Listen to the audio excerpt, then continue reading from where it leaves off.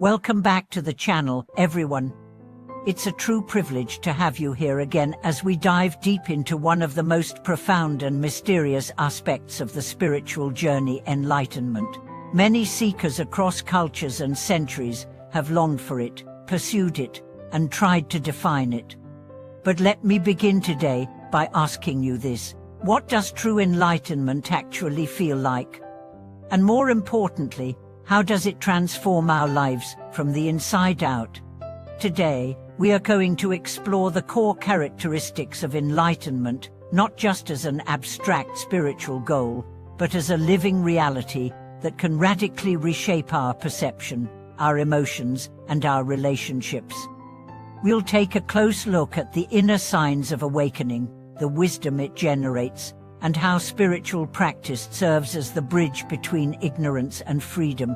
Through real-life reflections, traditional teachings, and heartfelt inquiry, we will uncover how enlightenment is not something distant or reserved for mystics on mountain tops. It's a possibility that lives within each one of us. Let's begin with a fundamental truth. Enlightenment is not a superpower. It's not about performing miracles, reading minds, or escaping life's responsibilities. Enlightenment is a state of deep clarity, profound peace, and unshakable freedom that arises when the mind is no longer dominated by illusion, attachment, and fear. It's what happens when we see reality as it is, not through the lens of ego, desire, or past conditioning, but through the pure awareness that lies beneath all mental noise. One of the first and most recognizable signs of enlightenment is inner stillness. This stillness is not the absence of thoughts or emotions, it's the absence of identification with them. An enlightened person may still feel sadness or joy, but they are not owned by those feelings. They flow through like weather across the sky. The awareness remains unshaken. Imagine a man named Victor.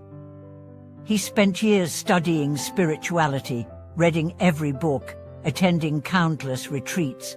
But enlightenment didn't come from knowledge. It came during a moment of surrender. After losing his job, facing a health crisis, and enduring personal betrayal, he finally gave up trying to control life. One morning, as he watched the sun rise over the city skyline, something shifted. His thoughts were still there. The pain hadn't vanished, but he was no longer inside them. He saw them from a distance, like clouds drifting across the horizon of his awareness. That space, that freedom, that quiet witnessing was the beginning of his awakening. Another essential trait of enlightenment is equanimity. This doesn't mean detachment or indifference. It means the ability to remain centered in the face of both pleasure and pain. An enlightened being sees success and failure as two sides of the same coin. They welcome both with a kind of graceful neutrality, not because they don't care, but because they see the impermanence in everything. This is not just spiritual theory, it's live truth. Take the story of a woman named Maya. She built a successful business from scratch, earning praise and recognition. Then one day, due to a market crash, she lost everything.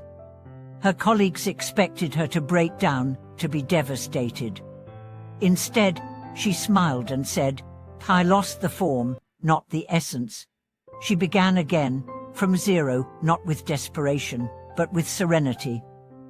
In losing what she thought defined her, she found what truly did her unshakable presence. What allowed Maya to respond this way? She had spent years cultivating mindfulness and detachment. She had learned to observe her thoughts, not become them, to cherish experiences, but not cling to them, to serve with passion, but not seek identity in results. That's the wisdom of practice. It slowly erodes the ego's grip until life flows freely, without resistance. Another sign of enlightenment is boundless compassion. Enlightened beings don't live for themselves. They live as vessels of service, channels of love, and instruments of healing. But this compassion doesn't come from moral obligation. It arises naturally from the realization that there is no real separation between meat and dew. The veil of individuality thins, and what remains is unity. When the illusion of ego falls away, suffering is no longer just someone else's problem, it's a shared vibration. An enlightened person feels others' pain without drowning in it. They bring presence to sorrow, not pity. They offer wisdom, not judgment. Their actions are gentle, but powerful. Their words are few, but carry depth. They don't try to fix the world. They simply embody a presence that reminds the world how to heal itself. Let's look at another story, this time of an elderly monk named Tenzin. For decades, he lived in solitude, meditating, tending to a mountain temple. People began visiting him for guidance, expecting lofty teachings, but he rarely spoke. Instead, he would sweep the courtyard, prepare tea, or sit in silence with his visitors. And yet, in his presence, people wept, laughed, and found peace. Why? Because his stillness reflected theirs, his love mirrored their own forgotten light. He was a window to what they already had within. That's the paradox of enlightenment. It's not something we gain, but something we uncover. The truth was never far. It was only buried under layers of fear, memory, belief, and distraction.